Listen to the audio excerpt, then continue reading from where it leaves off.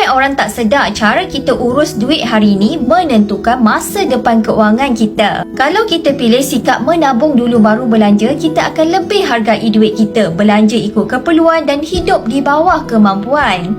Kesannya hidup lebih tenang, bebas hutang dan sentiasa ada simpanan kukuh. Tapi kalau kita pilih sikap hutang dulu bayar kemudian atau belanja dulu, kita cenderung berbelanja lebih daripada kemampuan. Akhirnya hidup makin sempit dan makin stres.